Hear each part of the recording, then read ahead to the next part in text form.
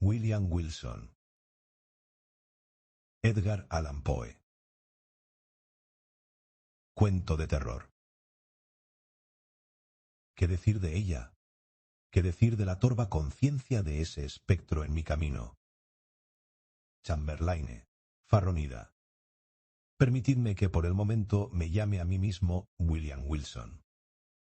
Esta blanca página no debe ser manchada con mi verdadero nombre. Demasiado ha sido ya objeto del escarnio, del horror, del odio de mi estirpe. Los vientos, indignados, ¿no han esparcido en las regiones más lejanas del globo su incomparable infamia?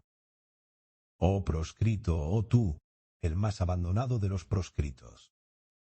No estás muerto para la tierra. No estás muerto por sus honras, sus flores, sus doradas ambiciones.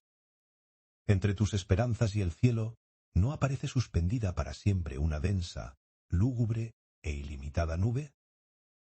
No quisiera, aunque me fuese posible, registrar hoy la crónica de estos últimos años de inexpresable desdicha e imperdonable crimen. Esa época, estos años recientes, ha llegado bruscamente al colmo de la depravación, pero ahora solo me interesa señalar el origen de esta última. Por lo regular, los hombres van cayendo gradualmente en la bajeza. En mi caso, la virtud se desprendió bruscamente de mí como si fuera un manto. De una perversidad relativamente trivial, pasé con pasos de gigante a enormidades más grandes que las de un Heliogábalo. Permitidme que os relate la ocasión, el acontecimiento que hizo posible esto. La muerte se acerca, y la sombra que la precede proyecta un influjo calmante sobre mi espíritu. Mientras atravieso el oscuro valle, anhelo la simpatía, casi iba a escribir la piedad, de mis semejantes. Me gustaría que creyeran que en cierta medida fui esclavo de circunstancias que excedían el dominio humano. Me gustaría que buscaran a favor mío, en los detalles que voy a dar, un pequeño oasis de fatalidad en ese desierto del error. Me gustaría que reconocieran, como no han de dejar de hacerlo, que si alguna vez existieron tentaciones parecidas, jamás un hombre fue tentado así, y jamás cayó así. ¿Será por eso que nunca ha sufrido en esta forma?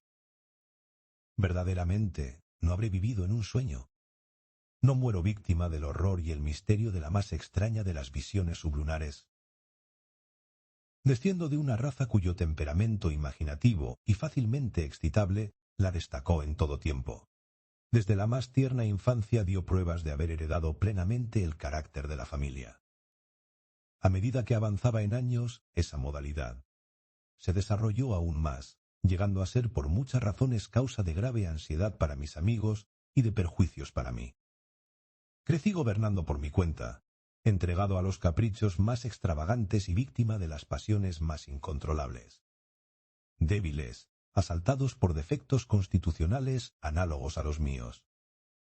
Poco pudieron hacer mis padres para contener las malas tendencias que me distinguían.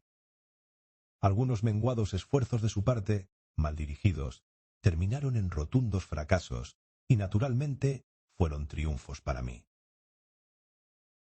Desde entonces mi voz fue ley en nuestra casa, a una edad en la que pocos niños han abandonado los andadores, quedé dueño de mi voluntad y me convertí de hecho en el amo de todas mis acciones. Mis primeros recuerdos de la vida escolar se remontan a una vasta casa isabelina llena de recovecos, en un neblinoso pueblo de Inglaterra, donde se alzaban innumerables árboles gigantescos y nudosos, y donde todas las casas eran antiquísimas. Aquel venerable pueblo era como un lugar de ensueño, propio para la paz del espíritu. Ahora mismo, en mi fantasía, siento la refrescante atmósfera de sus avenidas en sombra, aspiro la fragancia de sus 1000 arbustos y me estremezco nuevamente, con indefinible delicia, al oír la profunda y hueca voz de la campana de la iglesia, quebrando hora tras hora con su hosco y repentino tañido el silencio de la fusca atmósfera, en la que el calado campanario gótico se sumía y reposaba. Demorarme en los menudos recuerdos de la escuela y sus episodios me proporciona quizá el mayor placer que me es dado alcanzar en estos días. Anegado como estoy por la desgracia, ay, demasiado real, se me perdonará que busque alivio, aunque sea tan leve como efímero, en la complacencia de unos pocos detalles divagantes. Triviales y hasta ridículos, esos detalles asumen en mi imaginación una relativa importancia, pues se vinculan a un período y a un lugar en los cuales reconozco la presencia de los primeros ambiguos avisos del destino que más tarde habría de envolverme en sus sombras. Dejadme entonces recordar. Como he dicho, la casa era antigua y de trazado irregular. Alzábase en un vasto terreno y un elevado y sólido muro de ladrillos, coronado por una capa de mortero y vidrios rotos, circundaba la propiedad. Esta muralla, semejante a la de una prisión, constituía el límite de nuestro dominio. Más allá de él nuestras miradas sólo pasaban 3 veces por semana. La primera, los sábados por la tarde, cuando se nos permitía realizar breves paseos en grupo, acompañados por 2 preceptores, a través de los campos vecinos. Y las otras 2 los domingos, cuando concurrimos en la misma forma a los oficios matinales y vespertinos de la única iglesia del pueblo. El director de la escuela era también el pastor. Con qué asombro y perplejidad lo contemplaba yo desde nuestros alejados bancos, cuando ascendió al púlpito con lento y solemne paso.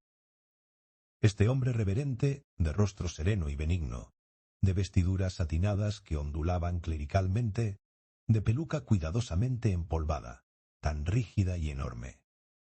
Podía ser el mismo que, poco antes, agrio el rostro, manchadas de rapé las ropas, administraba férula en mano las draconianas leyes de la escuela.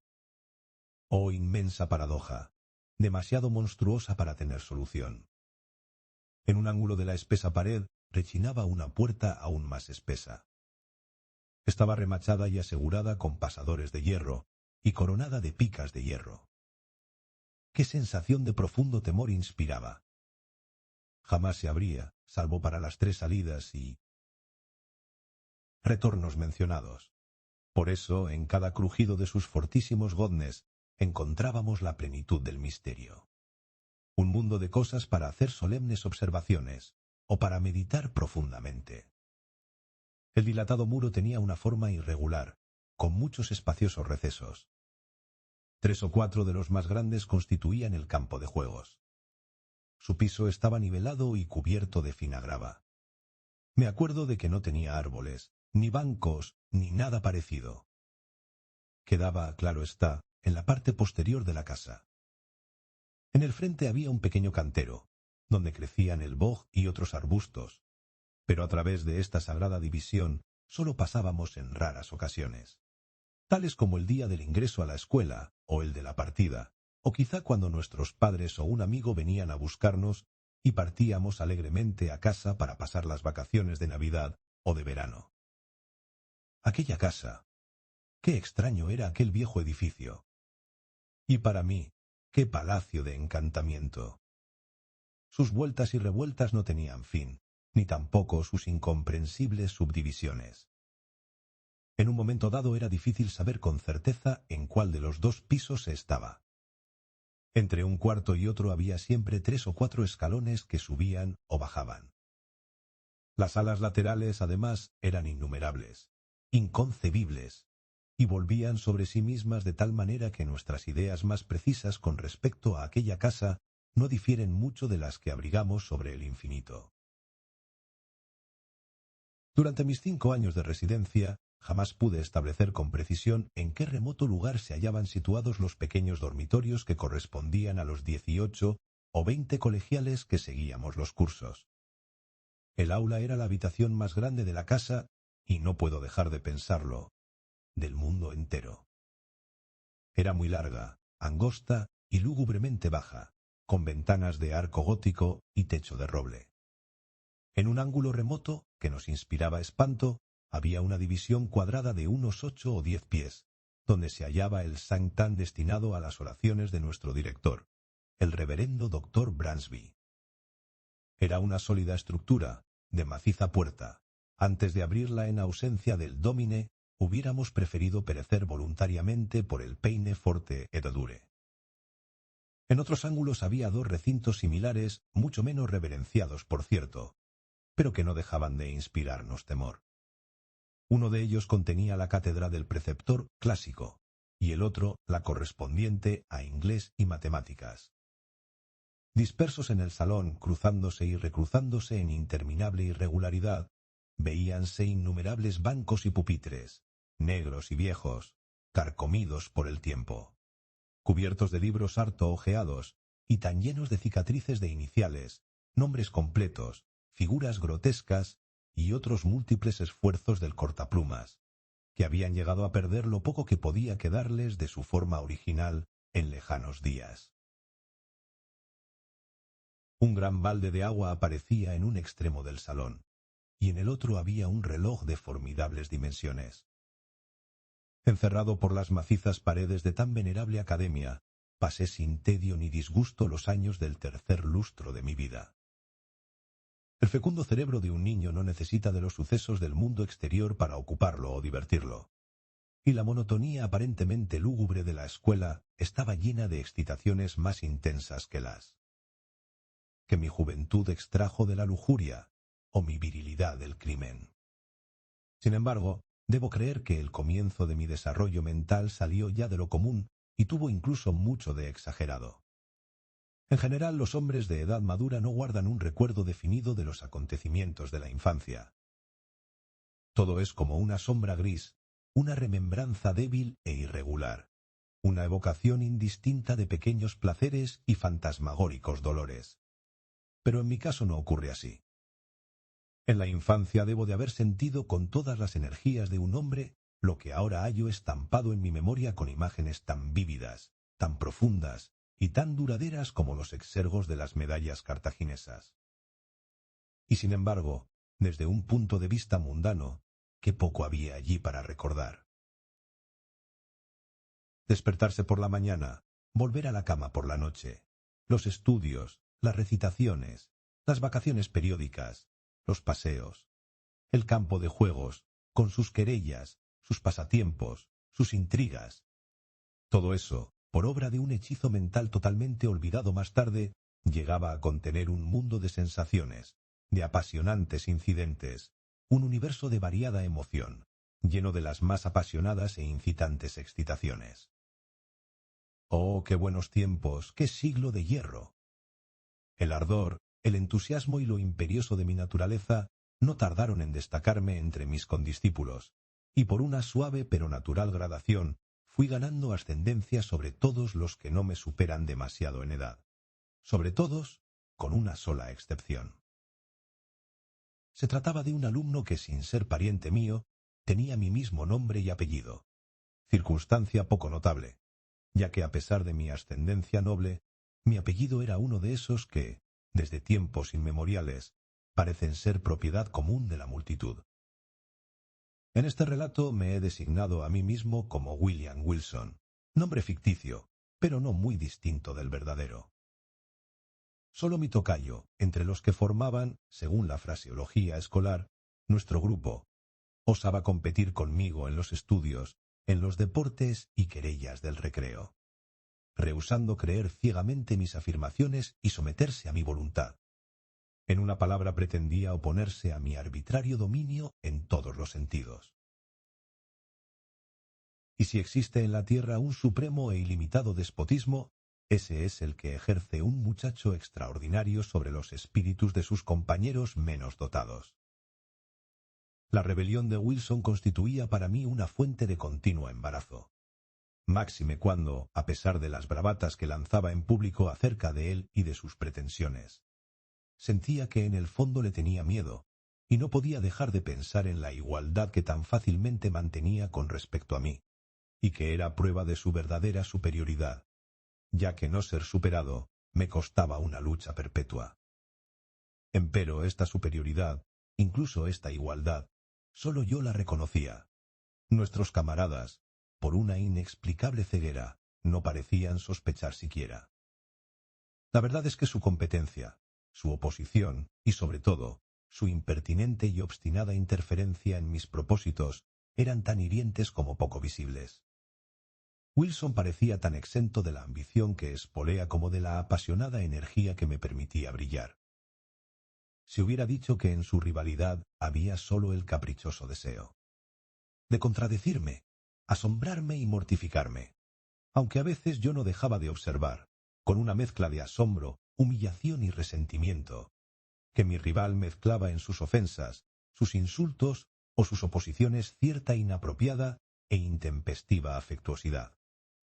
Solo alcanzaba a explicarme semejante conducta como el producto de una consumada suficiencia, que adopta el tono vulgar del patronazgo y la protección.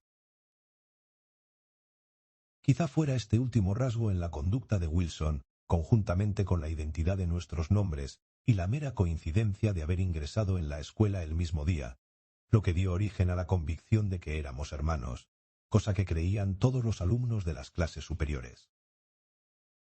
Estos últimos no suelen informarse en detalle de las cuestiones concernientes a los alumnos menores.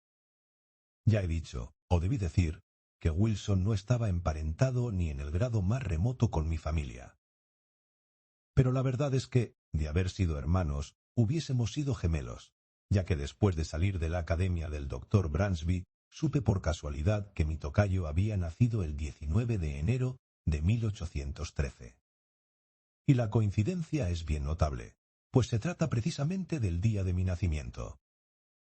Podrá parecer extraño que, a pesar de la continua inquietud que me ocasiona la rivalidad de Wilson y su intolerable espíritu de contradicción, me resultara imposible odiarlo.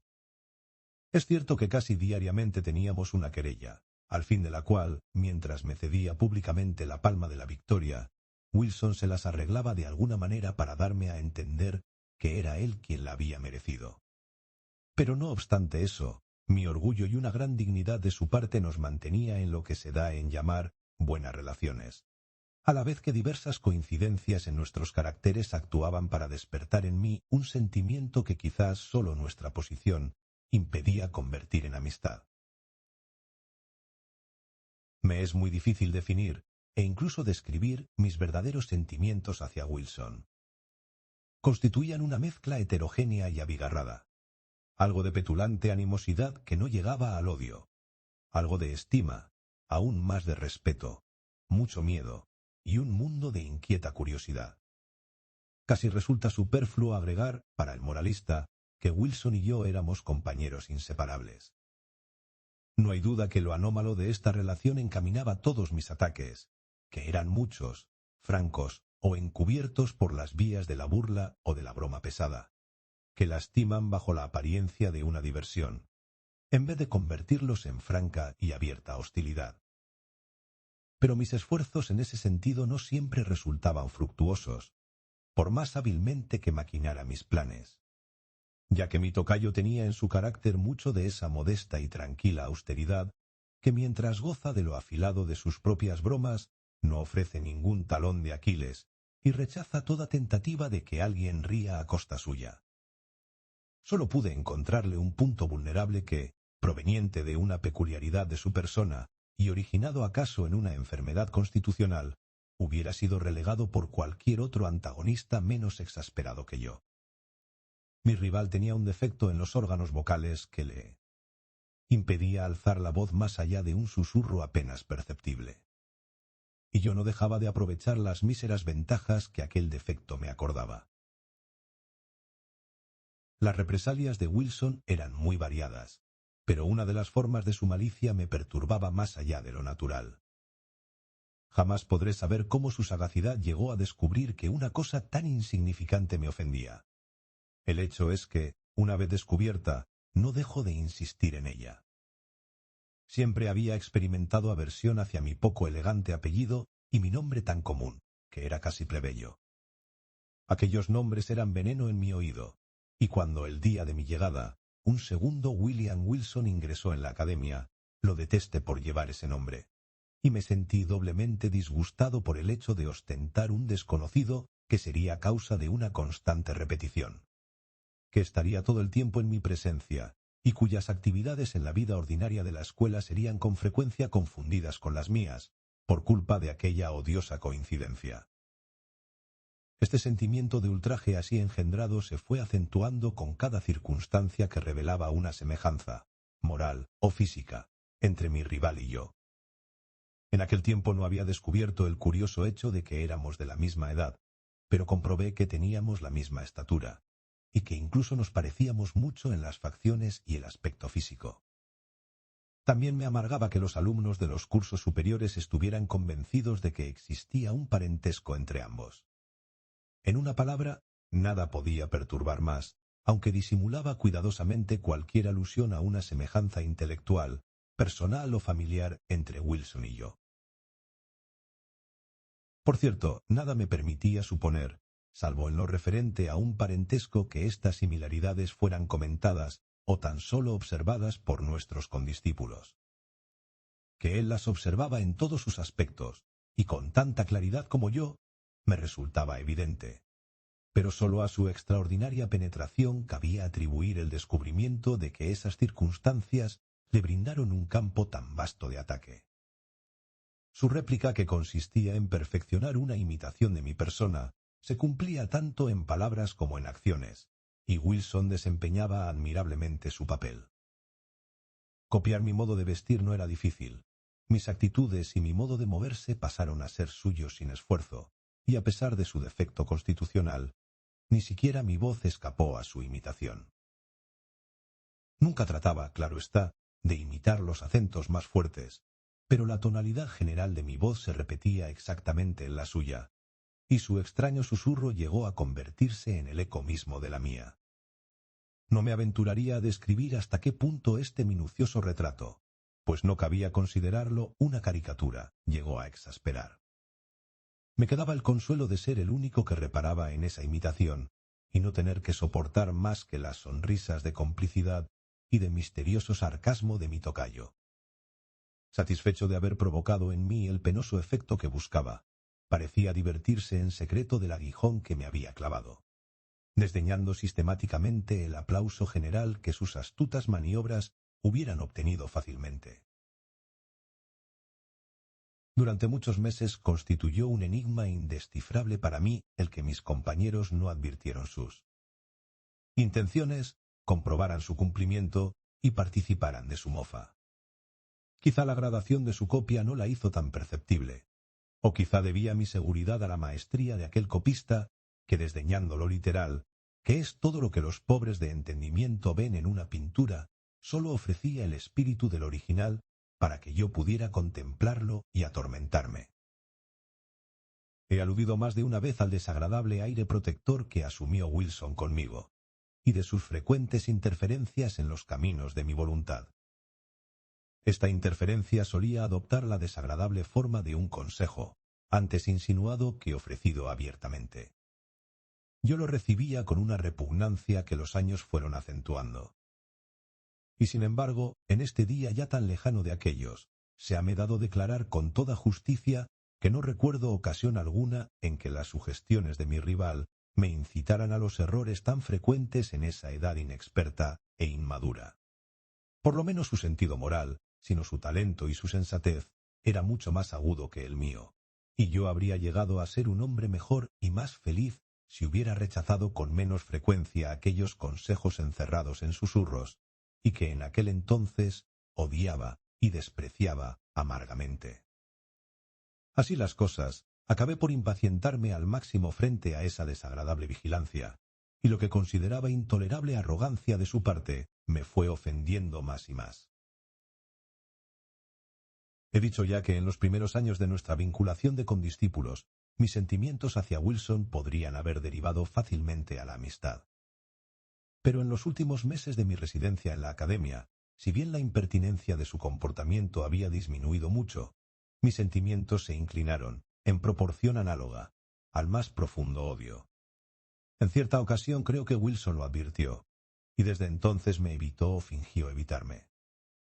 En esa misma época, si recuerdo bien, tuvimos un violento altercado, durante el cual Wilson perdió la calma en mayor medida que otras veces, actuando y hablando con una franqueza bastante insólita en su carácter. Descubrí en ese momento, o me pareció descubrir en su acento, en su aire y en su apariencia general, algo que empezó por sorprenderme, para llegar a interesarme luego profundamente, ya que traía a mi recuerdo borrosas visiones de la primera infancia. Vehementes, confusos y tumultuosos recuerdos de un tiempo en el que la memoria aún no había nacido. Solo puedo describir la sensación que me oprimía diciendo que me costó rechazar la certidumbre de que había estado vinculado con aquel ser en una época muy lejana, en un momento de un pasado infinitamente remoto. La ilusión, sin embargo, desvanecerse con la misma rapidez con que había surgido. Y si la menciono es para precisar el día en que hablé por última vez en el colegio con mi extraño tocayo.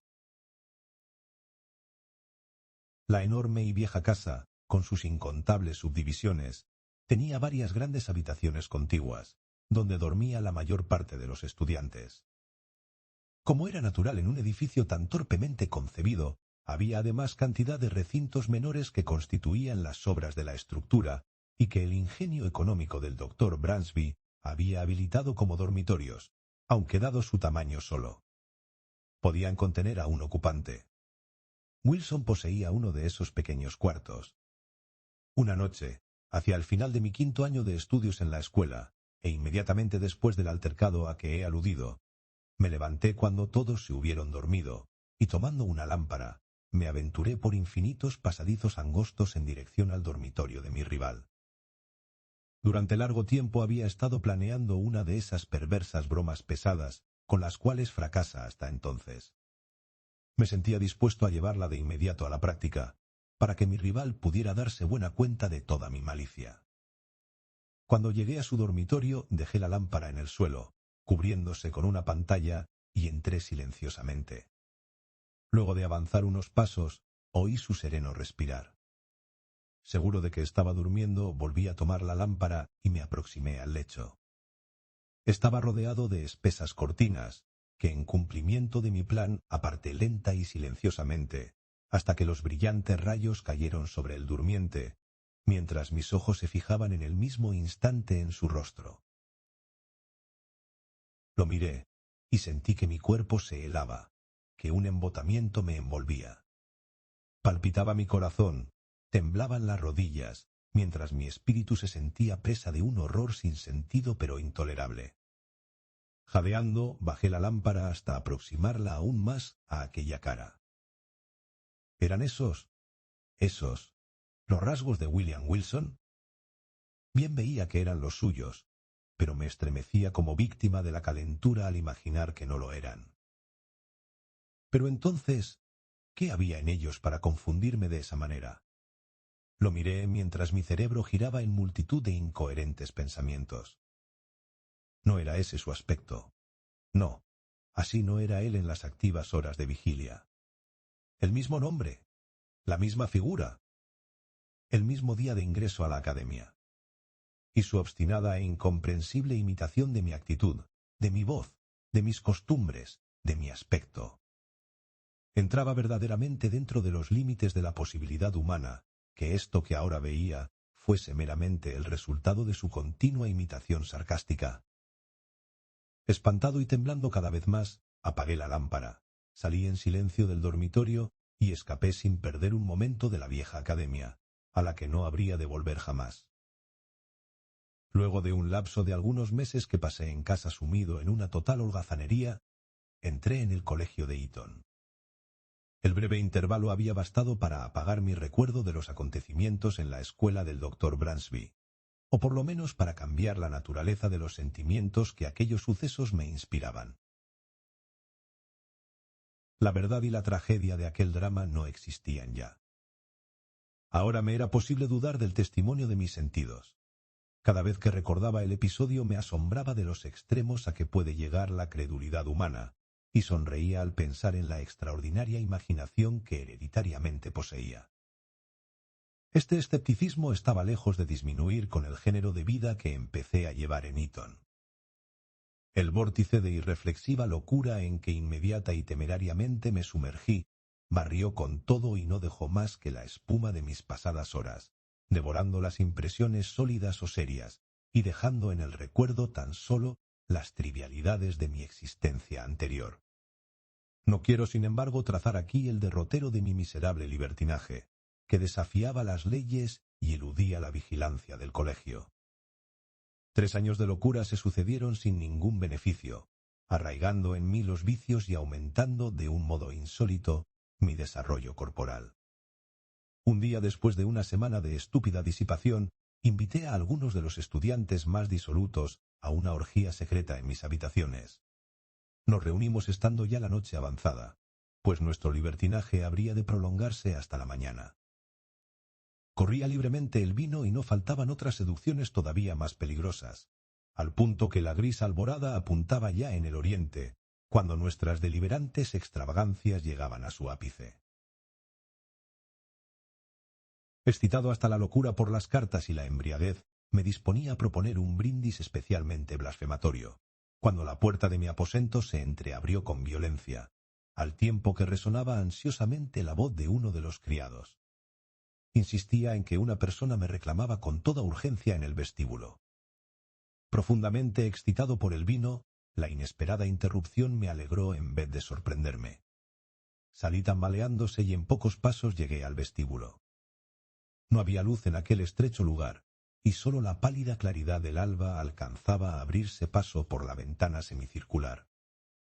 Al poner el pie en el umbral, distinguí la figura de un joven de mi edad, vestido con una bata de casimir blanco, cortada conforme a la nueva moda e igual a la que llevaba yo puesta.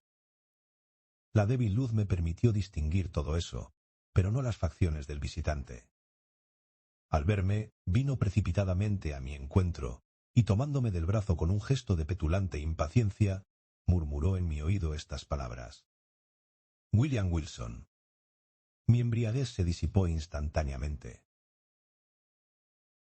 Había algo en los modales del desconocido y en el temblor nervioso de su dedo levantado, suspenso entre la luz y mis ojos, que me colmó de indescriptible asombro. Pero no fue esto lo que me conmovió con más violencia, sino la solemne admonición que contenían aquellas sibilantes palabras dichas en voz baja, y por sobre todo, el carácter, el sonido, el tono de esas pocas, sencillas y familiares sílabas que había susurrado, y que me llegaban con 1000 turbulentos recuerdos de días pasados, golpeando mi alma con el choque de una batería galvánica. Antes de que pudiera recobrar el uso de mis sentidos, el visitante había desaparecido. Aunque este episodio no dejó de afectar vivamente mi desordenada imaginación, bien pronto se disipó su efecto. Durante algunas semanas me ocupé en hacer toda clase de averiguaciones, o me envolví en una nube de morbosas conjeturas.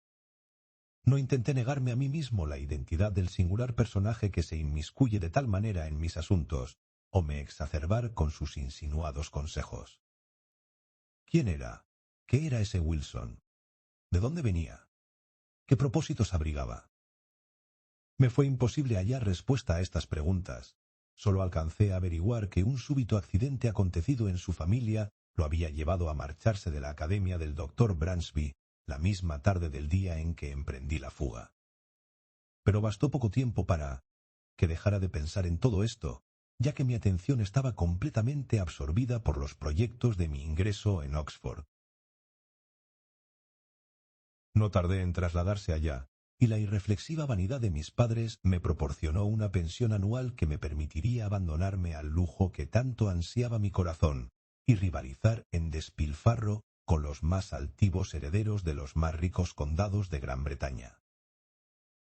Estimulado por estas posibilidades de fomentar mis vicios, mi temperamento se manifestó con redoblado ardor, y mancillé las más elementales reglas de decencia con la loca embriaguez de mis licencias. Sería absurdo detenerme en el detalle de mis extravagancias. Baste decir que excedí todos los límites y que, dando nombre a multitud de nuevas locuras, agregué un copioso apéndice al largo catálogo de vicios usuales en aquella universidad, la más disuelta de Europa. Apenas podrá creerse, sin embargo, que por más que hubiera mancillado mi condición de gentilhombre, habría de llegar a familiarizarme con las innobles artes del jugador profesional, y que, convertido en adepto de tan despreciable ciencia, la practicaba como un medio para aumentar todavía más mis enormes rentas a expensas de mis camaradas de carácter más débil. No obstante, esa es la verdad. Lo monstruoso de esta transgresión de todos los sentimientos caballerescos y honorables resultaba la principal, ya que no la única razón de la impunidad con que podía practicarla.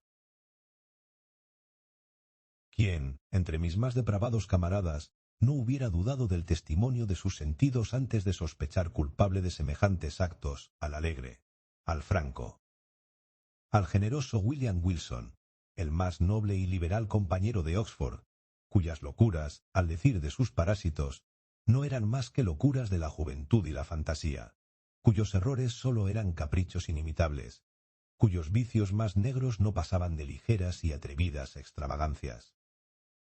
Llevaba ya 2 años entregado con todo éxito a estas actividades cuando llegó a la universidad un joven noble, un parvenu llamado Glendinning, a quien los rumores daban por más rico que Herodes Ático, sin que sus riquezas le hubieran costado más que a éste.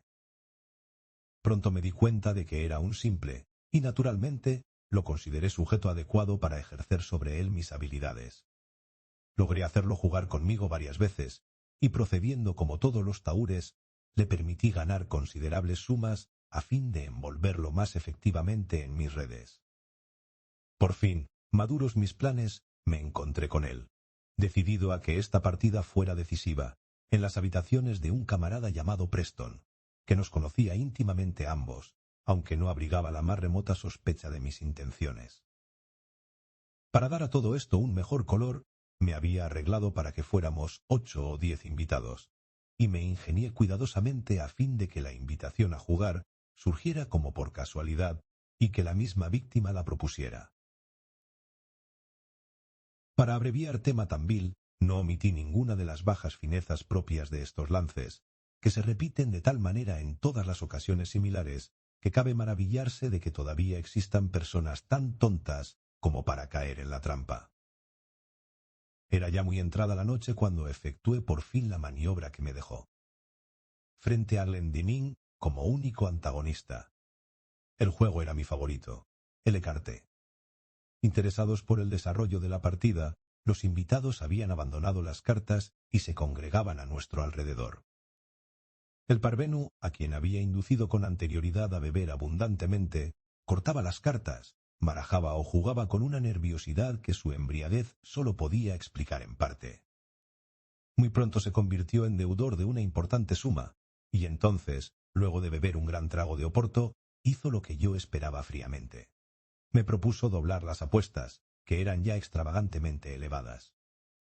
Fingí resistirme, y sólo después que mis reiteradas negativas hubieron provocado en él algunas réplicas coléricas, que dieron a mi aquiescencia un carácter destemplado, acepté la propuesta. Como es natural, el resultado demostró hasta qué punto la presa había caído en mis redes. En menos de 1 hora su deuda se había cuadruplicado. Desde hacía un momento, el rostro de Glendinning perdía la rubicundez que el vino le había prestado, y me asombró advertir que se cubría de una palidez casi mortal. Si digo que me asombró, se debe a que mis averiguaciones anteriores presentaban a mi adversario como inmensamente rico, y aunque las sumas perdidas eran muy grandes, no podían preocuparse seriamente, y mucho menos perturbarlo en la forma en que lo estaba viendo. La primera idea que se me ocurrió fue que se trataba de los efectos de la bebida, buscando mantener mi reputación a ojos de los testigos presentes. Y no por razones altruistas, me disponía a exigir perentoriamente la suspensión de la partida, cuando algunas frases que escuché a mi alrededor, así como una exclamación desesperada que profirió Glendinning, me dieron a entender que acababa de arruinarlo por completo, en circunstancias que lo llevaban a merecer la piedad de todos, y que deberían haberlo protegido hasta de las tentativas de un demonio. Difícil es decir ahora cuál hubiera sido mi conducta en ese momento. La lamentable condición de mi adversario creaba una atmósfera de penoso embarazo. Hubo un profundo silencio, durante el cual sentí que me ardían las mejillas bajo las miradas de desprecio o de reproche que me lanzaban los menos pervertidos. Confieso incluso que al producirse una súbita y extraordinaria interrupción, mi pecho se alivió por un breve instante de la intolerable ansiedad que lo oprimía. Las grandes y pesadas puertas de la estancia se abrieron de golpe y de par en par, con un ímpetu tan vigoroso y arrollador que bastó para apagar todas las bujías.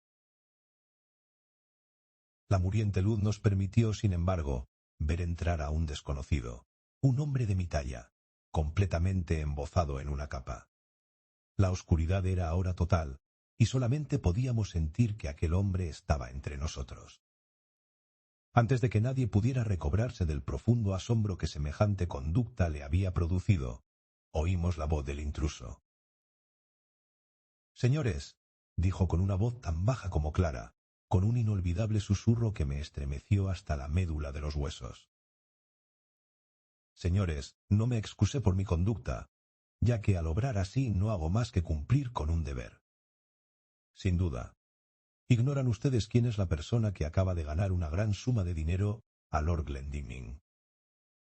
He de proponerles, por tanto, una manera tan expeditiva como concluyente de cerciorarse al respecto. Bastará con que examinen el forro de su puño izquierdo y los pequeños paquetes que encontrarán en los bolsillos de su bata bordada». Mientras hablaba, el silencio era tan profundo que se hubiera oído caer una aguja en el suelo. Dichas estas palabras, partió tan bruscamente como había entrado. ¿Puedo describirlo? ¿Describiré mis sensaciones? Debo decir que sentí todos los horrores del condenado. Poco tiempo me queda para reflexionar. Varias manos me sujetaron rudamente mientras se traían nuevas luces. Inmediatamente me registraron. En el forro de mi manga encontraron todas las figuras esenciales en el écarté y en los bolsillos de mi bata varios mazos de barajas idénticos a los que empleamos en nuestras partidas, salvo que las mías eran lo que técnicamente se denomina rondies. Vale decir que las cartas ganadoras tienen las extremidades ligeramente convexas, mientras las cartas de menor valor son levemente convexas a los lados. En esa forma, el incauto que corta, como es normal, a lo largo del mazo, proporcionará invariablemente una carta ganadora a su antagonista, mientras el taur, que cortará también tomando el mazo por sus lados mayores, descubrirá una carta inferior. Todo estallido de indignación ante semejante descubrimiento me hubiera afectado menos que el silencioso desprecio y la sarcástica compostura con que fue recibido. «Señor Wilson», dijo nuestro anfitrión, inclinándose para levantar del suelo una lujosa capa de preciosas pieles, «esto es de su pertenencia». Hacía frío, y al salir de mis habitaciones me había echado la capa sobre mi bata, retirándome luego al llegar a la sala de juego. «Supongo que no vale la pena buscar aquí», agregó mientras observaba los pliegues del abrigo con amarga sonrisa. «Otras pruebas de su habilidad. Ya hemos tenido bastantes. Descuento que reconocerá la necesidad de abandonar Oxford y, de todas maneras, de salir inmediatamente de mi habitación». Humillado, envilecido hasta el máximo como lo estaba en ese momento, es probable que hubiera respondido a tan amargo lenguaje con un arrebato de violencia, de no hallarse mi atención completamente concentrada en un hecho por completo extraordinario. La capa que me había puesto para acudir a la reunión era de pieles sumamente raras, a un punto tal que no hablaré de su precio. Su corte, además, nacía de mi invención personal, pues en cuestiones tan frívolas era de un refinamiento absurdo. Por eso, cuando Preston me alcanzó la que acababa de levantar del suelo cerca de la puerta del aposento, vi con asombro lindante en el terror que yo tenía mi propia capa colgada del brazo, donde la había dejado inconscientemente, y que la que me ofrecía era absolutamente igual en todos y cada uno de sus detalles.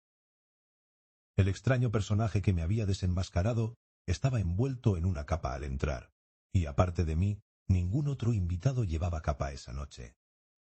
Con lo que me quedaba de presencia de ánimo, tomé la que me ofrecía Preston y la puse sobre la mía sin que nadie se diera cuenta.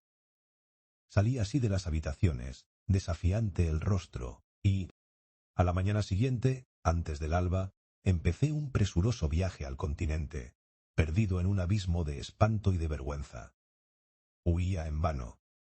Mi aciago destino me persiguió, exultante, mostrándome que su misterioso dominio no había hecho más que empezar. Apenas hube llegado a París, tuve nuevas pruebas del odioso interés que Wilson mostraba en mis asuntos. Corrieron los años sin que pudiera hallar alivio. El miserable, con qué inoportuna, con qué espectral solicitud se interpuso en Roma entre mí y mis ambiciones. También en Viena, en Berlín, en Moscú. A decir verdad, donde no tenía amargas razones para maldecirlo de todo corazón. Huí, al fin, de aquella inescrutable tiranía, aterrado como si se tratara de la peste. Huí hasta los confines mismos de la tierra. Y en vano. Una y otra vez, en la más secreta intimidad de mi espíritu, me formulé las preguntas. ¿Quién es? ¿De dónde viene?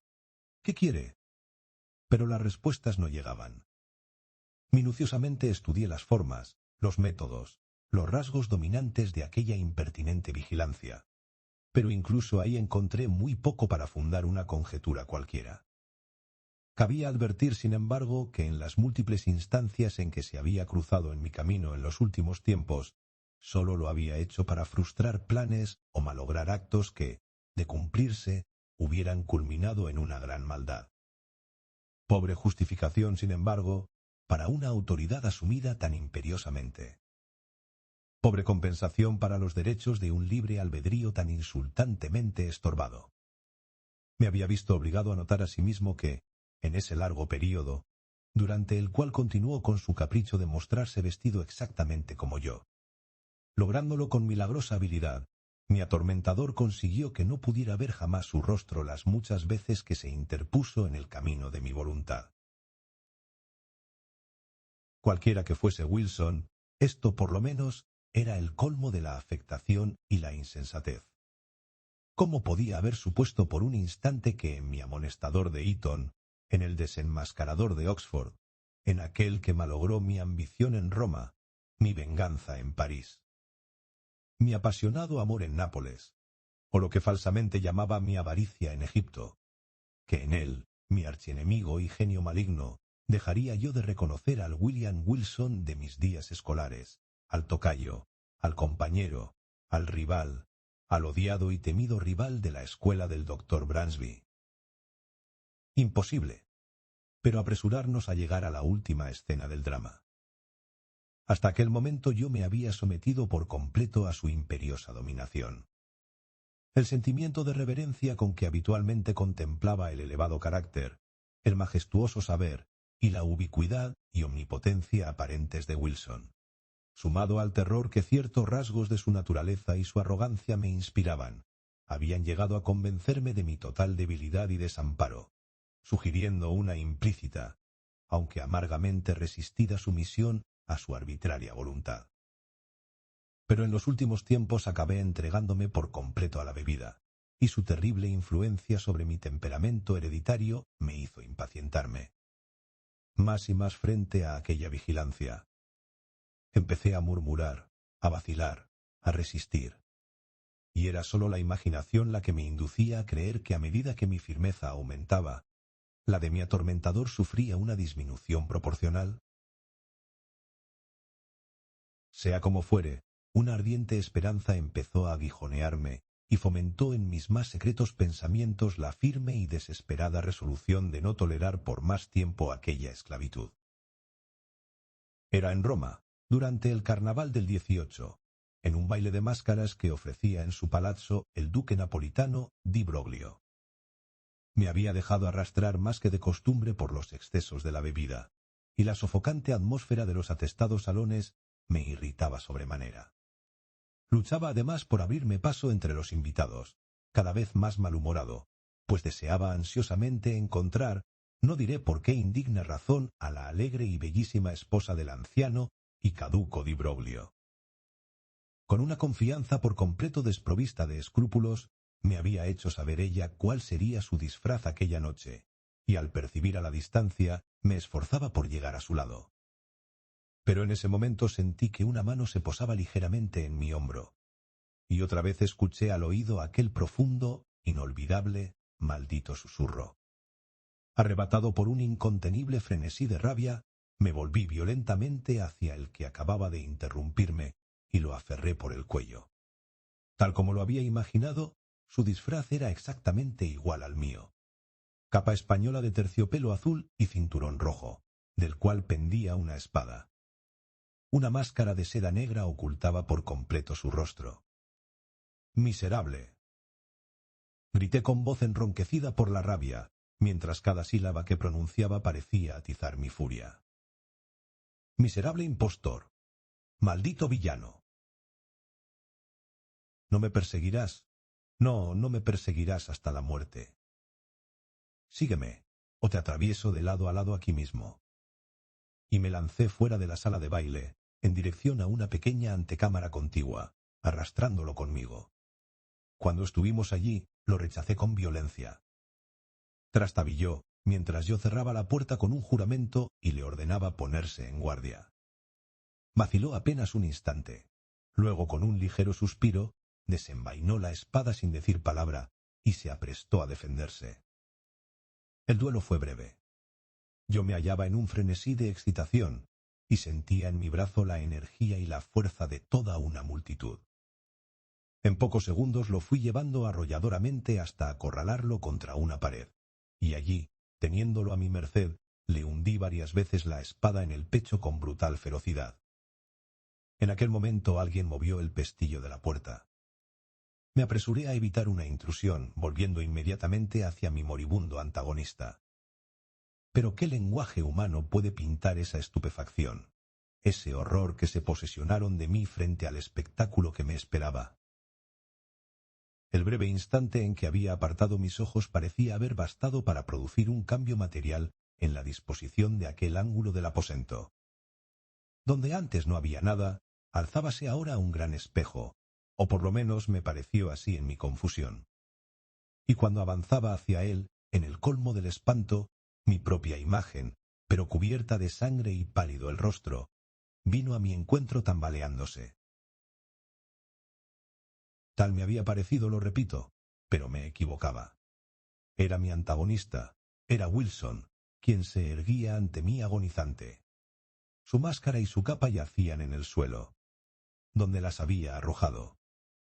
No había una sola hebra en sus ropas, ni una línea en las definidas y singulares facciones de su rostro, que no fueran las mías, que no coincidieran en la más absoluta identidad. Era Wilson. Pero ya no hablaba con un susurro, y hubiera podido creer que era yo mismo el que hablaba cuando dijo: «Has vencido, y me entrego. Pero tú también estás muerto desde ahora. Muerto para el mundo, para el cielo y para la esperanza. En mí existías, y al matarme, ve en esta imagen, que es la tuya, cómo te has asesinado a ti mismo». Fin de la historia. Si te gustó, dale like, suscríbete y cuéntanos en los comentarios qué parte fue tu favorita. Nos vemos en la próxima aventura.